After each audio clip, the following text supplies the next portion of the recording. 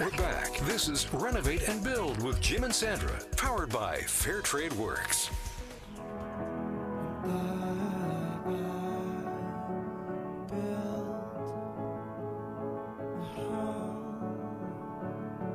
Good morning. We're continuing our discussions this hour on fresh starts in construction on Renovate and Build. And of course, because we're all preparing for the new year, it's time to talk resolutions. Any New Year's resolutions for you, Mr. Perkins? Well, we were just talking about before we came on air about last year's resolutions at the office, and at Fair Trade Works we're all kind of health, and well, we try to be healthy and stay fit. And my last year's resolution was I would have a six-pack by summertime. So clearly that hasn't happened. So I'm going to be a little bit more conservative with my resolutions this year and just stick to being a good boy, working hard. I'm being very careful not to say anything. Yeah. This is like asking a woman her weight. You're not going to win if I say anything right now. So we'll just move along. It's hard, isn't it, for New Year's resolutions? It is, Truly yeah. it is. I know a lot of people always put all this change on themselves and all this extra pressure, but We'll keep it simple, keep it easy, and just exactly. with Fair Trade Works, we'll behave ourselves and go build some cool things. Something that isn't difficult is to have a fresh start by buying a new home. Or maybe you want to get rid of your old home and go into something smaller or larger. To talk about real estate and the market and what's anticipated in 2015, we're joined right now by our in-house expert from Walter Homes, Realtor Nicola Campbell. Good morning. Good morning. How are you? Great. How are you? Great. Thank you. Busy holiday season, I'm sure. Indeed. Yes, it has been. We're looking forward to a big 2015 as well. Yeah, it's exciting year 2014 for you guys. It's exciting. So good morning, Nicola. So I know you're always a good girl. So Santa, so I'm assuming Santa was very good to you. Yes, of course. Santa was good. I was good also. Sales. yeah. Business-wise only, yes. We got spoiled over the holidays, like everyone, I hope. Got some well-deserved rest, I'm sure. Yes, exactly. Exactly. So, Nicola, 2014 has been obviously was a crazy busy year, and still is. But can you kind of wrap it up for us, and exactly how busy Vancouver was last year and the surrounding areas, just to kind of quantify it. So yeah, I would say that 2014 as a whole was possibly the busiest year that we've had since 2007, which was just the big ramp up before the 2008 situation. So if you look at any of the sales charts and that with pricing and tempo, and that 2014 was a record setter across the board, which is really exciting. And we've seen different trends in different segments of the market, from detached to attached. Interesting patterns of high and low points. So a couple of the pockets, condos, for example, we saw low points or quieter periods happening in the spring and into the summer, the beginning of the summer, which is unusual. Usually spring will be a little bit busier for that segment, but then it was setting records in September, October. So it's been a really interesting year. But in terms of pricing across the board, everything is finished off on an all-time high. As we suspected from all the newspaper articles and TV and radio articles. Yeah, and interest rates, there's so many contributing factors to that. So it definitely went in the same pattern that we were expecting, and we can see that also spilling into 2015.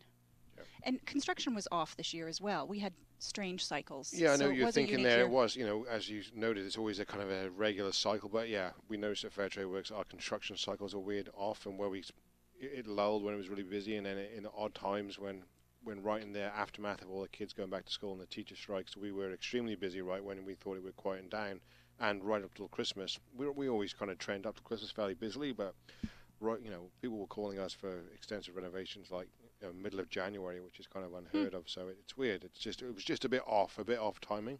But as you said, it's just kind of record setting and extremely busy out there. So. And we could be creating new cycles. I mean, absolutely. When you're in unprecedented territory like Vancouver, are you thinking the same thing for 2015? Or? Yeah, and I think perhaps one of the reasons that you might have been getting calls in January, from what I see, is that West Side will trend. It will go up in correlation with the Chinese New Year. So West Side is usually the first market that kicks off, and then all the other markets fall in close proximity to that, give or take a month to 2 months, depending on how far out of the quote-unquote epicenter that we're talking about. So last year, I think the Lunar New Year was beginning of February, first weekend in February. And that's where we started to see the buying begin. And so that's been the same pattern for a couple of years, well, more than a couple of years now. I'd say the better part of 4. And so for the more seasoned realtors out there that are coaching their clients, we would definitely be encouraging our clients to make sure that they're on their home renovations if they're thinking of selling by January, February. So they're part of that that segment in the market where it's super busy and it's a full-out seller's market. Yeah, it's even with the changes in it with the immigration from the Chinese markets to North America, I think that kind of slowed things down a bit and kind of put things off too, where there was obviously a public knowledge that the visas had been kind of shut down, and that kind of definitely retracted the market a bit. Yeah, they took out the economic model, which basically allows somebody to establish residency by giving the government, I believe it's $800,000. It was about $800,000, yeah. And then they have to spend 1.5, 1.6, but it doesn't specify where. It doesn't say if it's in a business or it's real estate or what have you. So most just lean to real estate because it's the safe bet. Yeah, and it's not hard here to spend 1.8 on real estate. No. The numbers just fit, right? Like, you know, what are you going to spend it on? Obviously, residents in the markets were good. So, but and I know shortly, I talked to my immigration lawyer a lot, and I know in the next couple of months and into next year, I know they are going to be introducing some new immigration policy for the Chinese. So it's going to be interesting to see what comes through that legislation, and that's going to definitely change the market, right? That'll be very interesting to see. I think I was speaking with a client in the UK, and he was saying that they're having a similar situation as Vancouver, being that out-of-country investors that are, you know, it's a resort destination effectively, Vancouver, and it's safe banking wise, and it's beautiful, and people want to live here. So but they're seeing that in the UK as well, that there's a lot of people parking money there, and it's driving up the prices. Yeah, it's funny. In Ireland, I was talking to one of my advisors before I came to the show, and you know, the Irish markets have been in the dumps, the real estate markets depressed now for 2 or 3 years, but it's in a frenzy again, literally a frenzy where stuff is doubling and tripling in value within months, right? Yeah, really, like stuff is just, we were talking about a single family home that went 800,000 euros over asking. Like the market has literally just gone ignited again back in Europe. So unbelievable. Yeah. So what you're saying is we should buy in Ireland. Okay. Move to Ireland, start drinking Guinness, and buy a warm jacket and buy an umbrella. Yeah. I can do that. Looking at 2015, are you and your fellow realtors all expecting this frenzy to continue? Yes, particularly around detached. Detached seems to be the end of the market that's seeing the biggest gains. We've seen underneath $1 million, because up to $1 million you can have 5% down, 10% down, 15%, depending on what your income can qualify you for. But over $1 million threshold, you need to have 20% down, and then I believe that it goes up in increments. So anything over $1 million to 1.5, you need to have 25% of that or 30% of that, and it keeps going up. So everything under $1 million has just been flying. People very clearly don't have the 200,000 or 20% to be going over that. So in North Van, for example, I have lots of clients looking there under $1 million, and in all of North Van, there's only 54 listings that were available under $1 million last month, which is a far cry from what it was even in January. So it's interesting the changes that are happening there. Yeah, and they approved the laneway homes last year in North Vancouver, and you know, those things obviously qualify, right? So we've had a ton of calls about building new laneway homes up in North Vancouver. Yes, maybe we could talk about that a little bit, because we are seeing a lot of people that are wanting to consider doing that on home properties. It's great for income, it's great for in-laws, and so on, and it's just an excellent use of space. There has actually even been dialogue, though I'm not sure how far it has got at this point, that at some point one could be able to sell their laneway home as a separate entity. As a separate entity. I think that's a long ways off in the distance, but that would be interesting to see if that came through as well. So what do you think, what's the timeline typically for building a laneway?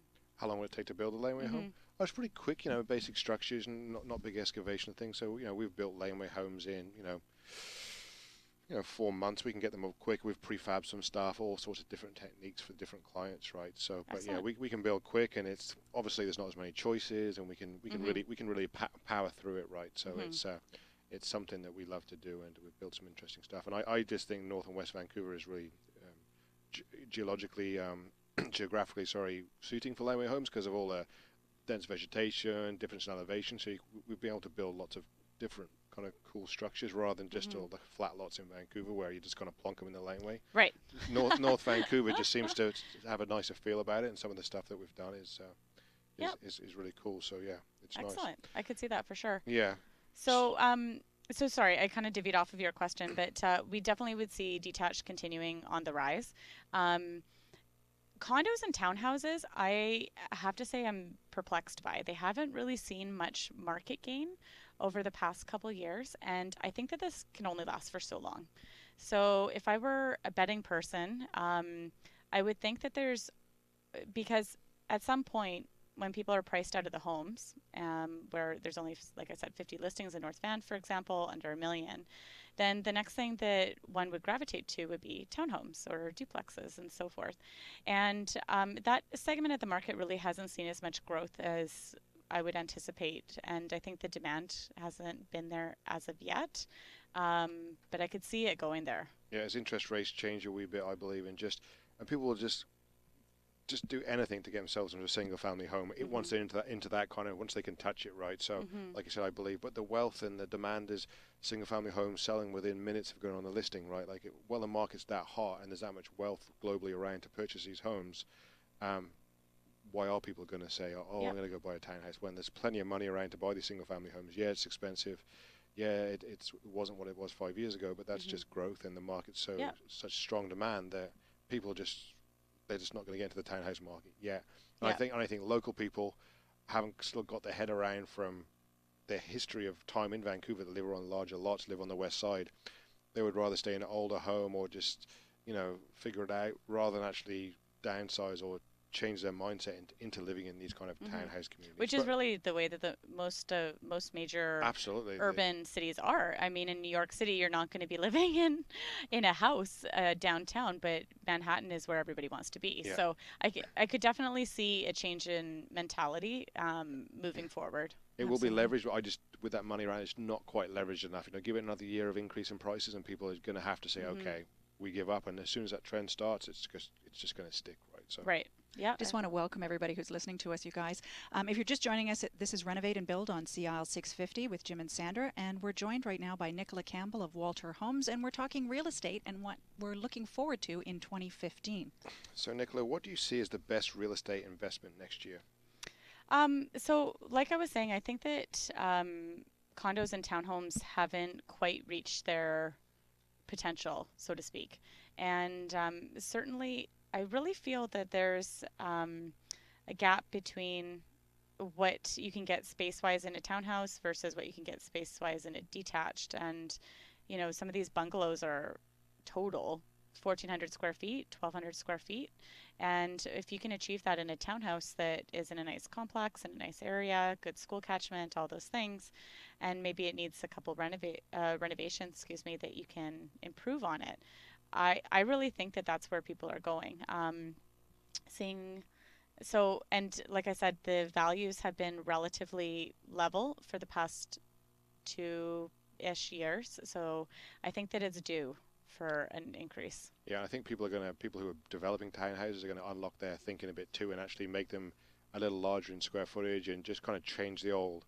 Everything you see is just these thin little narrow boxes, right? So I think developers now are going to be, and we're seeking sites too, to just make a little bit more square footage, a little bit more thought process into the design, where people will be willing to pay quite a bit more for something that is because they just walk in, it's small, it's narrow, and all these things. A little bit larger square footage, a bit more luxury, and I think people of a higher net worth are going to start really seeing the potential in these, right? So absolutely, and it comes down to the floor plan every time.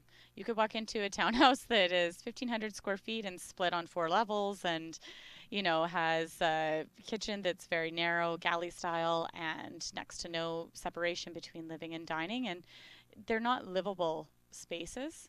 and people want the livability. That has to be there in order to have a successful, new project in the case that you're speaking.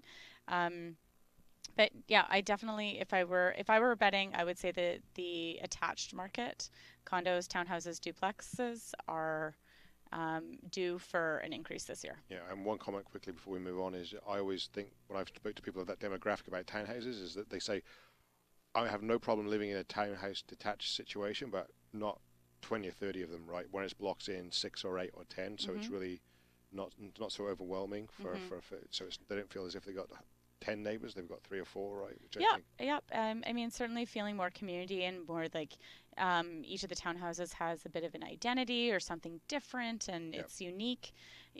We all want that kind of be able to identify with our home and feel that connection with our personality. So I could see, that makes a lot of sense.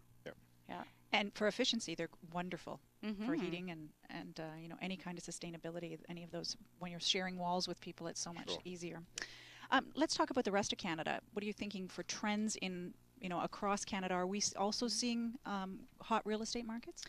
Across the board. Again, like detached, if we look at major cities, Toronto, Calgary, all this year have seen huge increases. Detached is going anywhere between 15% gains to 30% gains, depending on neighborhoods and areas. What's interesting, like for those two pockets, both of like Toronto and Calgary specifically, townhouses and condos have been on the rise, which Vancouver, like I said, hasn't as much. So that's the one major difference between those markets, which I find odd. So, and in addition to the fact that the differential between the price of detached properties and attached properties in Vancouver just continues to widen, and in Calgary and Toronto, it seems to be more of a linear relationship where the detached may be going up, but the condos and townhouses are as well, just maybe to a lesser percent, but there's still measurable increase. So it's interesting again that the condos and townhouses haven't seen that as an average type of gain.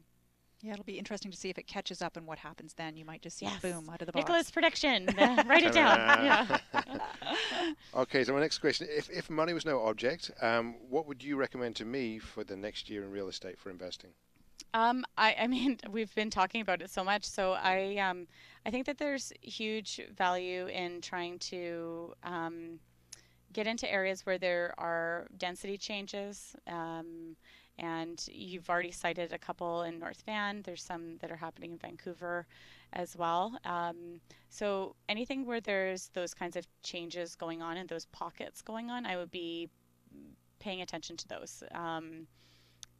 Because as the area fills out, obviously, like the land is worth more and so on, as a detached investment, for example.